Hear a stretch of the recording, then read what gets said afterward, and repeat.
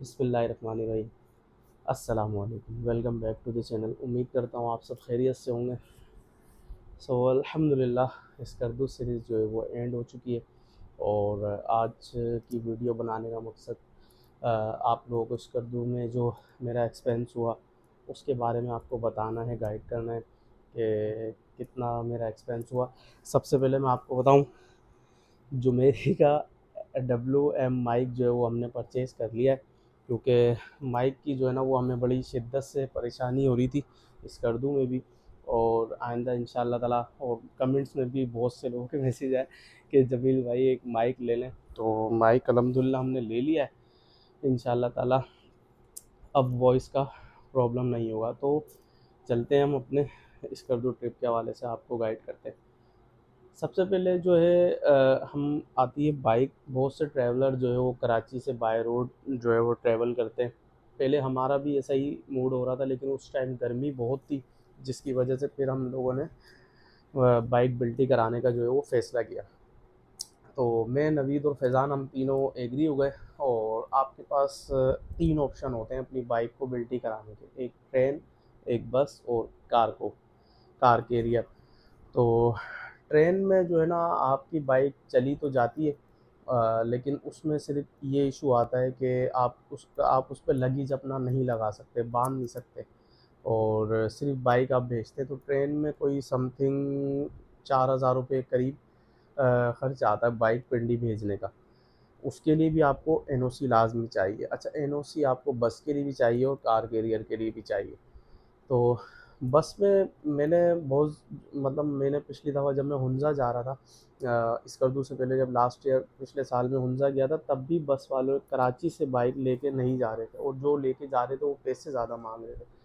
तो फिर नवीद और फैज़ान का ये मशवरा था कि हम बाइक को जो है वो कार कैरियर से पिंडी भेजें। तो हमने 7,000 रुपये में अपनी बाइक कार कैरियर से हमने पिंडी भेजी। तो और कार कैरियर का मैं आपको बता दूं, बाइक अगर आप उनसे NOC बनवाएंगे तो 8,000 रुपये वो आपसे पर लेंगे, क्योंकि NOC फिर वो ख़ुद बनवाएंगे। अगर आप ख़ुद NOC बनवाते हैं तो आपको 200-250 रुपये में या 500 रुपये में आपकी NOC बन जाती है। तो 7,000 में हमारी बाइक जो है वो पिंडी पहुंच चुकी थी। अब मैंने जो पहले मैंने जो है वो ग्रीन लाइन में बिज़नेस क्लास में भी अल्हम्दुलिल्लाह सफ़र किया है और AC स्टैंडर्ड में भी किया है। तो इस दफ़ा हमें रिव्यू बनाना था ग्रीन लाइन AC पोलर का। तो हमने AC पोलर की टिकट ली, वो थी कोई 10,500 रुपये की। तो इसलिए इस तरह हम 17,500 रुपये में पिंडी पहुँचे। अब पिंडी से जो कराची में आया, 5,000 रुपये में मेरी बाइक जो है वो कराची पहुंची थी। बस में हम वापसी आया था मैं, और 7,000 रुपये की बिज़नेस क्लास की टिकट थी पिंडी से कराची की। तो इस तरह किराया जो मेरा है ना, वो दोनों तरफ कराची से पिंडी और पिंडी से कराची, वो मुझे पड़ा कोई 29,500 रुपये में। 29,500 में मुझे ये मेरा जो किराया था वो पड़ा। हाँ, इसमें एक चीज़ मैं ऐड कर दूँ, जब हम पिंडी से हमने एक हाईरूफ की, तो हम 5 लोग थे। तो 5 लोग थे हम लोग, और हमने एक हाईरूफ की, उसको हमने 5,000 रुपये दिए, तो हज़ार रुपये पर हेड आया। जहाँ हमारी बाइक खड़ी थी, जो ट्रक का अड्डा था, वहाँ तक जाने के लिए। तो 30,500 रुपये मेरा जो है वो किराया खर्चा आया किराए का। अब बात करते हैं रिहाइश की। अच्छा, मैंने थोड़ा-सा यहाँ पर जो है ना वो अपना सारा एंट्री की हुई है, तो इसमें से मैं आपको बताऊँगा। पिंडी में जब हम रुके, रात को हम पहुँचे थे कोई 11 बजे। अब हमें होटल ढूँढना था, तो हमें एक होटल मिला पिंडी में। तो 4,000 रुपये का समथिंग वो होटल था। पर हेड हमारा कोई 1,300 रुपये एक बंदे के हिस्से में आया। फिर हम चिलास रात रुके। वहाँ हमें बालाकोट में हम रुके थे, लेकिन हमने वहाँ कैंपिंग की थी, तो इसलिए वहाँ का कोई खर्च किराया नहीं दिया था हमने। अच्छा, उसके बाद हम चिलास रुके, 650 रुपये पर हेड आया। फिर हम रुपुल बेस कैंप में हमने कैंपिंग की, वहाँ हमने 1,500 रुपये कैंप के दिए, तो 500 रुपये पर हेड वहाँ हमें कैंपिंग। फिर अस्तोर में हम रुके, वहाँ 1,800 समथिंग का एक हमें रूम मिला, अच्छा रूम था। वो कोई तकरीबन 600 रुपये एक बंदे के पर हेड आया। डुमेल में फिर मैं अकेला था मिनी मर्ग में, तो वहाँ 2,500 रुपये का केबिन टाइप का रूम था, आपने वीडियोस में भी देखा होगा, तो वो लिया। फिर स्कर्दू में एक गेस्ट हाउस था, वहाँ 2,000 रुपये में मुझे एक रूम मिला। تو اس طرح جو پھر واپسی جب میں اسکردو سے آ رہا تو دمبو داس پہ ہم رکے تھے، کیونکہ وہاں لینڈ سلائڈنگ کی وجہ سے ایک حادثہ ہوا تھا جس کی وجہ سے آگے جانا مناسب نہیں تھا، رات ہو گئی تھی۔ تو دمبو داس میں 500 پر ہیڈ ہمیں 4 بندے تھے، مجھے لگا کہ 3 اور کراچی کے لڑکے تھے، تو میں ان کے ساتھ میں نے وہاں دمبو داس میں روم شیئر کیا تھا، تو وہاں مجھے 500 میں روم ملا تھا۔ آخری نائٹ اسٹے میں نے کیا تھا کاغان میں، اور طبیعت بہت زیادہ ناساز تھی جس کی وجہ سے مجھے مجبوراً ایک روم لیا میں نے، اور 2500 روپے میں وہ مجھے روم ملا۔ تو اس طرح میری رہائش کا جو خرچہ آیا تھا وہ آیا تھا تقریباً کوئی 12,550 روپے۔ 12,550 رہائش کا خرچہ آیا، کرایہ آیا میرا 30,500 روپے۔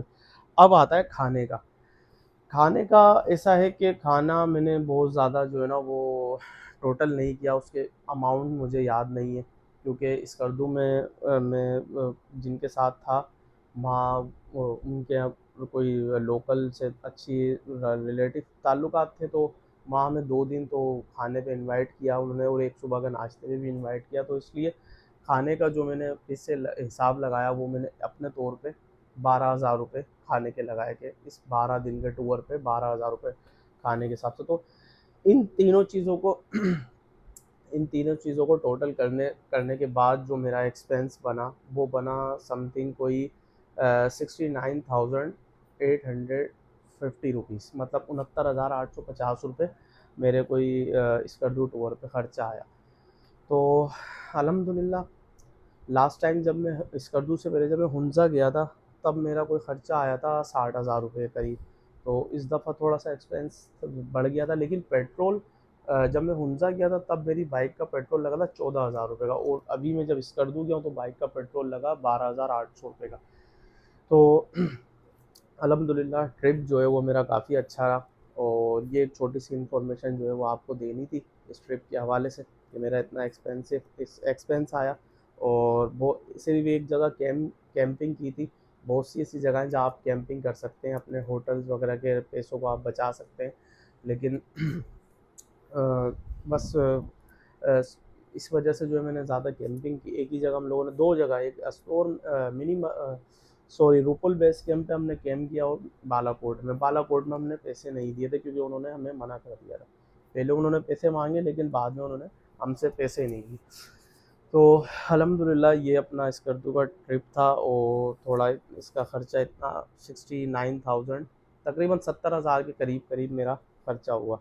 تو امید کرتا ہوں ویڈیو آپ کو پسند آئے گی، اور الحمدللہ آپ کی محبتوں کا بہت شکریہ، آپ نے ویڈیوز میں بہت محبت دکھائی، بہت محبت دی، تو امید کرتا ہوں آگے بھی ایسے ہی میری ویڈیوز کو جو ہے وہ آپ پسند کریں گے، اور میں کوشش کروں گا انشاءاللہ تعالیٰ اچھی جگہیں آپ کو دکھاؤں، آپ ایکسپلور کر کے دکھاؤں، اور ملیں گے اب آپ سے اس ویڈیو کو کرتے ہیں یہیں پہ ختم، اور ملتے ہیں انشاءاللہ آپ سے اگلے ایپیسوڈ میں، اگلے ولاگ میں، کسی نئے ٹور کے ساتھ، نئے ایڈونچر رائڈ کے ساتھ۔ تب تک کے لیے دیجیے جمیل شاہ کو اجازت، دعاؤں میں لازمی یاد رکھیے گا۔ ملتے ہیں آپ سے اگلے ولاگ میں، اللہ حافظ۔